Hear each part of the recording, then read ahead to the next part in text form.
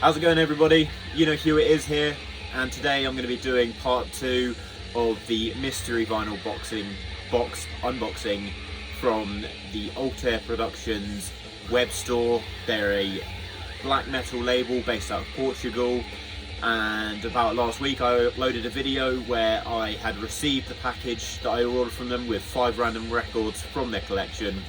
I didn't know what was going to be contained in that box set, and I've not really listened to all that much from Altair Productions. I know some of the music, but I did know that there was a very high likelihood that I wouldn't have heard any of the music I received.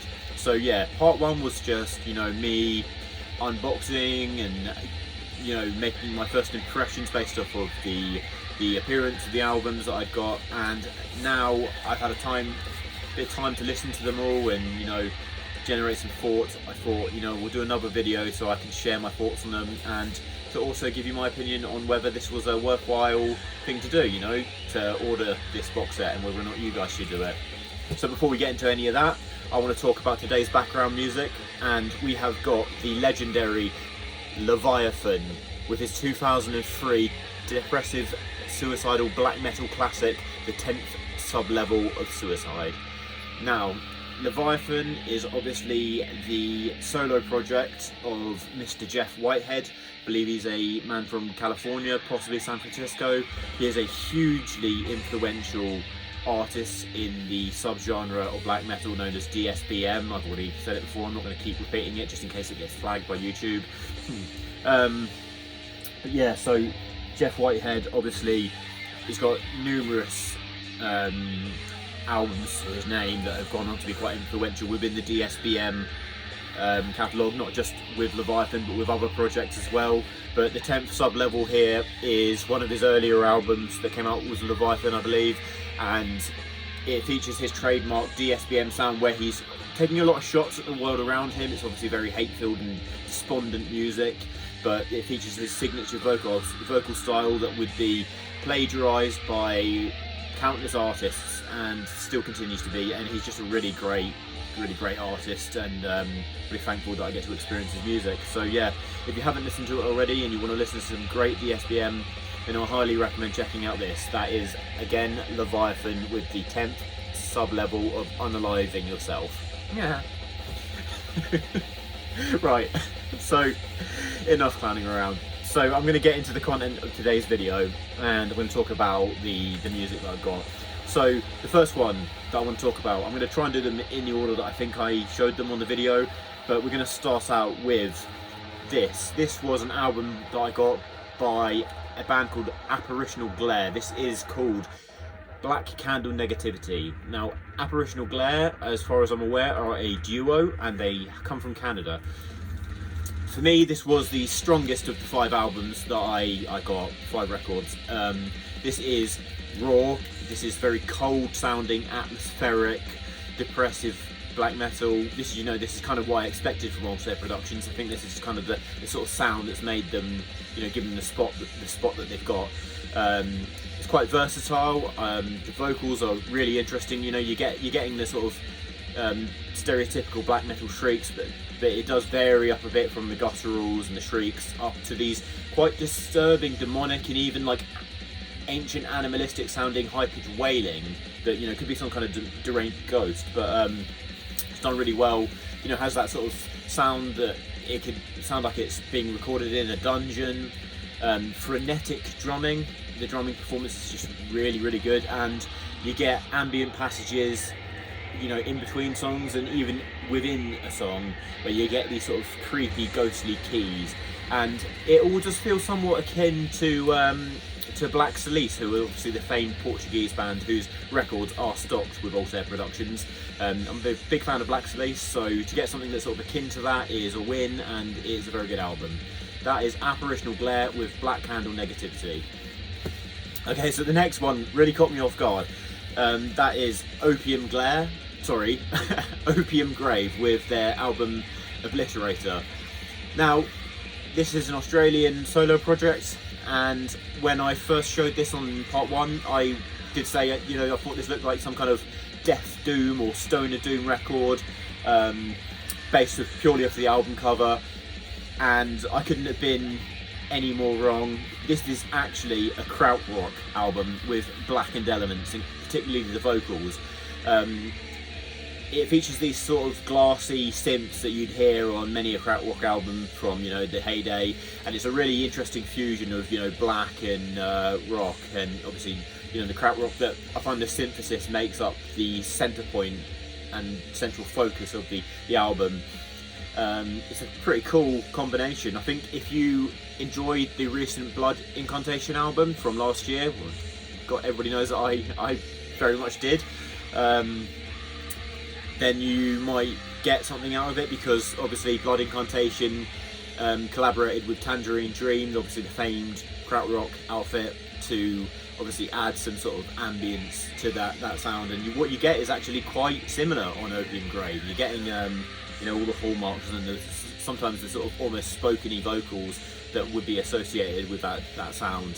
So yeah, this is quite a cool little fusion, and definitely something, if you like, you know, experimental left field fusions of far apart, artistically speaking, genres, then you should definitely check this one out. That is Opium Grave with Obliterator. Okay, so the next one I'm going to show is what I consider to be the weakest of the bunch, but I don't mean to say this is bad, because the good thing about this collection is that for the money that I paid, which was around £30, I think, maybe a little bit more, I got 5 LPs a couple EPs, but nothing's bad, you know. It's listenable at worst, and when I say listenable, I mean something that's, you know, I'm positive towards, but I wouldn't really see myself going back to it regularly. It's kind of sort of backgroundy music that I can enjoy for that.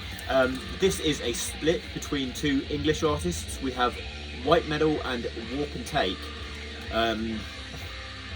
Obviously split EP. White Metal delivers the sort of black metal portion of this record, and Warpentake features these sort of old English folky acoustic progressions. Now, you know, it's all listenable, it's all pretty. My problem with it is that the Warpentake side of it, well, you know, obviously the playing's nice to listen to. I just feel like the progressions don't really feel that interesting, nor do I really feel like they really develop into anything that sort of commands my attention that much. And with the White Metal black metal tracks, I just feel like they're a bit wallpapery, a bit run-of-the-mill. They're not bad, but they don't necessarily feel like the most interesting black metal songs out of the music that I've got here. But, you know, because of the fusion here, I can see reasons why there might be a lot of you folky black metal fans out there that might get something out of this, but it just wasn't really my major cup of tea. But, you know, I might listen to it a few more times and enjoy it. So yeah, that is White Metal and Warpentake with their split EP. Okay, the next one I want to talk about is by a band known as Unbegotten, and this is Astral Terror. Now, this is another very raw black metal record, and it features very highly busy instrumentation. You're getting quite a full raw mix with this record. I really liked the variation of the drums. There's some really great drumming on here, and, you know, some pretty cool, decent riffage, particularly the lead guitar playing. I thought there were these really nice sort of tremolo picked, like, arpeggios going on, and the more I listen to it, you know, it does command repeat listening because it's quite a busy EP, which is great, because things that require repeat listening obviously shows that it's layered and it's been given care and thought and attention to it. So yeah, obviously quite a chaotic album, and being raw, it's obviously very almost muddy sounding, but the mud obviously adds to the sort of atmosphere and the depth of the sound, and, you know, the sort of repeat listeners where you can pick things out from the chaos as time goes on. So yeah, cool little raw black metal record that I've got here. That is obviously Unbegotten with Astral Terror. I'm going to list all these videos below, guys, so you can just check the description if you want to have a quick look at, you know, what I've got here. And then the last one is this. This is a compilation titled In Depths Midst Volume 1. Now, I've got a feeling that this is an Altair, so Altair Productions have put out this compilation, and this is kind of like a sort of interesting fusion of everything that I've talked about in the 4 records prior to talking about this. You're getting, obviously, various forms of raw black metal, but you also get ambient tracks. I think side 2 opens up with these quite creepy vintage sounding horror keys that you might see in the prologue of an old sort of 70s horror movie. Finishes with like quite a droney sort of ambient track, and then you give in various types of raw black metal. I find that the second track, I believe, is by an artist known as Lampier, and it's almost so raw that the vocal performance almost feels like, maybe it's to do with the production and the way it pans, but it's really hard to make out what's going on, but it really adds to this really creepy atmosphere, and it's quite a cool thing. So if you want to have a little gander at what Altair Productions are about, this might be a good way to introduce yourself to them. This is In Depth Midst Volume 1 as a compilation. So yeah, do I think this was worth the money? Absolutely. Do I think it was all killer no filler? For the most part, like I said, there's some more listenable stuff than there is, stuff that I think's great, but there's at least 2 records here that I would be happy to, and I would probably, knowing about it prior, go into a record shop and pay full price for, which means that I'd easily get my money back on what I paid for this initially. So the fact that I get that, plus, other albums that I want to revisit, it's definitely worth the considerably low fee for this mystery box, and I will be buying another, because like I said in video 1, if you order another mystery box from Altair, they'll go through your previous order or orders and check off what they've already sent you, so they won't send you any duplicates. And I think, with the quality of the releases I've been sent here, I just think it's a really, really great deal. And if you like raw black metal, it'd definitely be worth your while to perhaps give a shot at the Altair Productions 5LP mystery box. So yeah guys, thanks for tuning in to part 2. Fun little video to do here.